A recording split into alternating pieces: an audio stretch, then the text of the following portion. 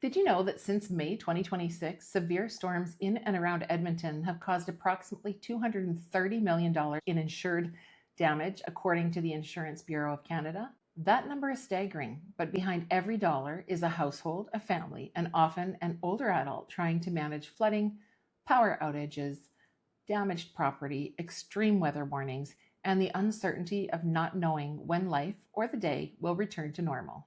Recently, a family in the Greenfield area of Edmonton went through a power outage that lasted close to 12 hours.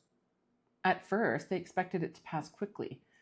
The lights were off, but everything else seemed manageable. As the hours passed, the situation became more complicated for the older woman living in the home. Her phone battery was getting lower, and the house was growing warmer because the fans and the air conditioning were no longer working. Her car was in the garage, and the power door would not open as it normally did. She also had very little information about when the electricity might return. Fortunately, her daughter reached her before the phone died. The family realized they had been very lucky. They had never fully considered how many ordinary parts of her day depended on electricity. The experience left them thinking about what could have happened if her daughter had been further away, the roads had been difficult to travel, or contact had been lost sooner. Many families do not discover these gaps until an outage is already underway. So in this episode, I want to use their story to look at the hidden ways that an older adult's home can depend on electricity. We will look at a few ways that families might prepare, knowing that what might work for one family may not be practical for another. I'm Sherry Gibson-Walters, certified professional consultant on aging and founder of Harmony Caregiving here in Edmonton. Living in Edmonton, we often associate emergency planning with winter. We think about severe cold, heavy snow, and a furnace that stops working. But this year has shown us another kind of risk. Recent storms have reminded us that warm weather outages bring their own concerns.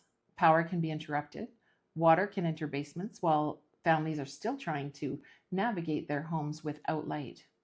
The home may continue to heat up even while a storm is passing through the city. For an older adult living independently, those problems can overlap very quickly. And that is why it helps to look beyond the lights going out. For some older adults, darkness itself may be the first serious challenge. It's no surprise that we rely on lighting, visual cues, and a clear view of the space around us to safely navigate our home. Many of us take these supports for granted. Once those supports disappear, the walk from a chair to the bathroom can feel very different. Someone living with chronic pain, weakness, limited vision, or balance concerns may already move carefully when the house is well lit.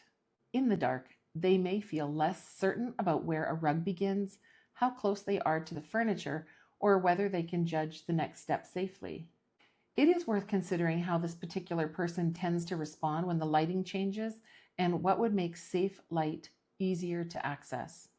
In some homes, a flashlight in an accessible location may be enough. Another family might choose automatic battery-operated lights that come on when the electricity stops. For someone with limited dexterity or cognitive changes, a simple light that requires very few steps may be more practical than a device with several settings. The product matters less.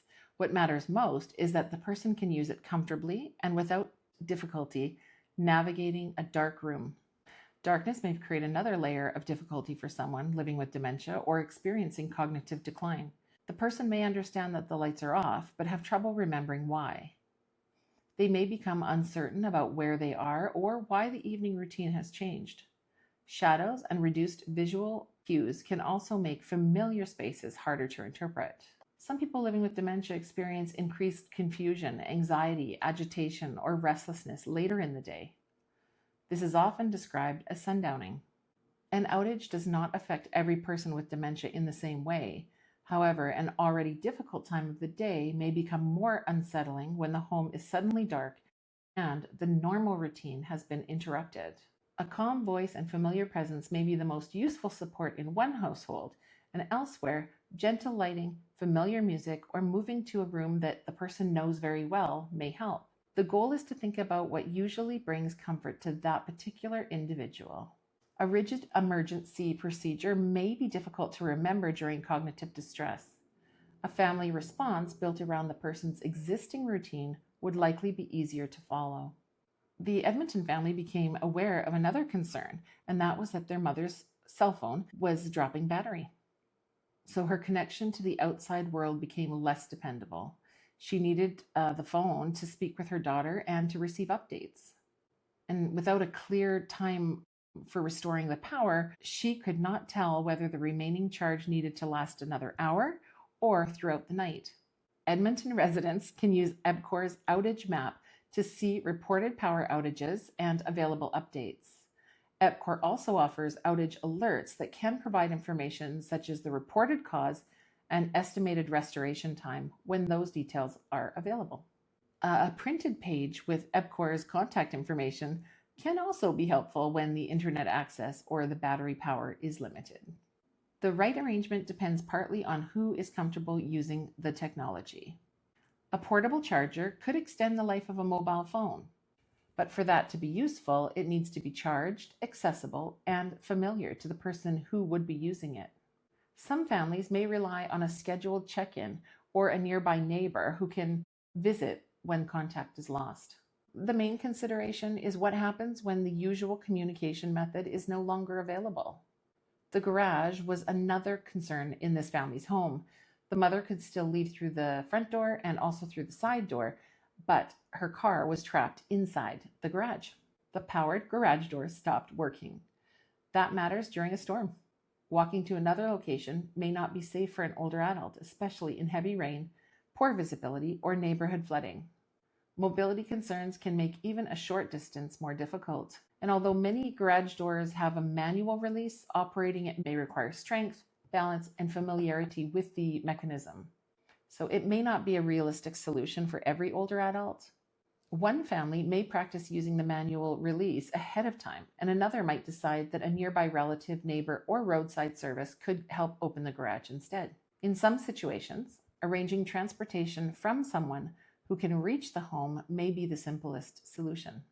The useful question is whether the person would still have a practical and safe way to get where they need to go if their car became unavailable during an outage. Indoor temperature also changes that decision. A storm can bring heavy rain while the house remains hot without fans or air conditioning. The temperature may rise gradually. The effect will vary depending on the weather, the home, and the person's health. One older adult may remain comfortable for several hours. Someone with breathing difficulties, limited mobility, or sensitivity to heat may need support much sooner. Families should consider what signs would tell them that an in-person visit, a cooler location, or medical guidance would be helpful. The older adult should be part of that discussion. The older adult may have strong preferences about where they would feel comfortable going and what belongings or equipment would need to come with them. Flooding adds a different kind of urgency. Heavy rainfall can overwhelm drainage and sewer systems and contribute to basement flooding. For an older homeowner, there may be a strong desire to protect the property. The basement could contain photographs, furniture, and sentimental belongings. Discovering water early may reduce the amount of damage. At the same time, checking the basement could involve dark stairs, poor visibility, and standing water near electrical systems. The safest option will depend on the home and the people available. A family member may be able to check safely. Someone else might rely on a neighbor, property manager, or qualified professional. A scheduled caregiver who is already at the home may also be able to notice signs of water and contact the right people. The key is to consider who could investigate without requiring the older adult to take an unnecessary risk. This is one area where checking on the person and checking on the property would support each other. An in-person visit could prevent the older adult from going downstairs alone. It may also help the family become aware of the water situation and the damage sooner. And so we encourage Edmonton families to review the city's emergency preparedness and flood information before the next storm occurs.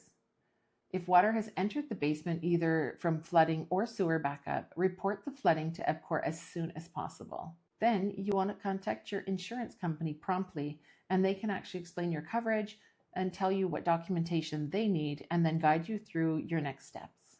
Avoid entering standing water if electrical equipment may be nearby.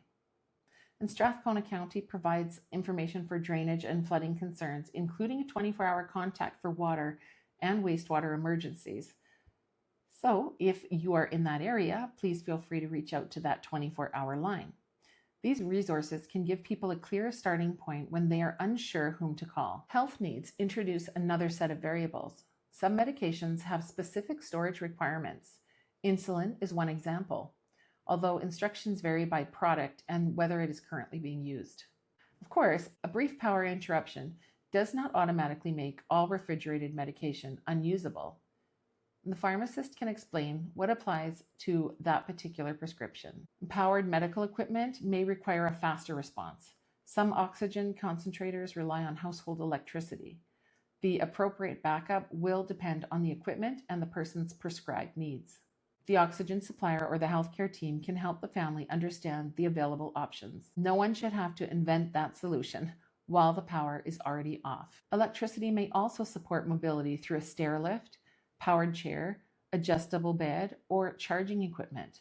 These devices will not be relevant in every home, but where they are used, it is worth considering what changes when they stop working. The person might still manage comfortably on one level of the house. They may need help standing from a different chair.